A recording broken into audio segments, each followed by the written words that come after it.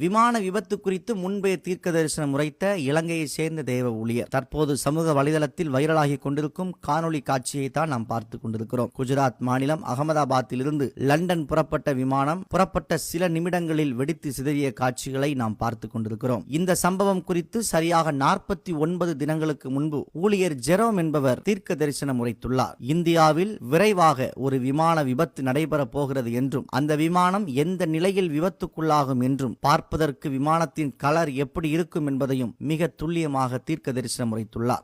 International visitors, let me save you from trouble. ජාත්‍යන්තර අමුත්තනේ මම ඔයගොල්ලෝ ප්‍රශ්න වලින් බේර ගන්නවා. If you're traveling, ඔබ සංචාරය කරනවා නම් avoid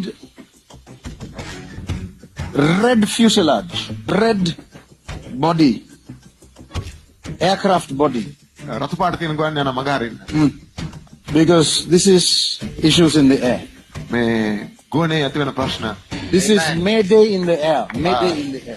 Because this is mid-air issue, Indian airline. 49 தினங்களுக்கு முன்பு அறிவிக்கப்பட்ட இந்த வார்த்தைகளின்படியே இந்த விமான விபத்து அரங்கேறியுள்ளது. சோகமான இந்த சம்பவத்தில் நாம் மகிழ்ச்சியடைய வாய்ப்பில்லை. ஆயினும் தேசத்தில் நடப்பவைகளை தேவன் ஏற்கனவே முன்னறிவித்துக் கொண்டே இருக்கிறார் என்பதைத்தான் நாம் உணர வேண்டும். தங்களுக்கு மிகவும் பிரியமானவர்களை, நெருக்கமானவர்களை இழந்து தவிக்கும் குடும்பங்களுக்கு தேவன் ஆறுதல் செய்ய வேண்டும். தேசத்தில் நடைபெறும் ஒவ்வொரு சம்பவங்களும் ஆண்டவருடைய வருகைக்கான முன் அடையாளங்களாக நமக்கு காட்சிப்படுத்தப்படுகிறது. வான்வழி, தரைவழி, கடல்வழி போக்குவரத்து பிரயாணங்களுக்காக நமது ஜெபங்களில் நிச்சயமாய் ஜெபிக்க தீர்மானிப்போமாக. நன்றி.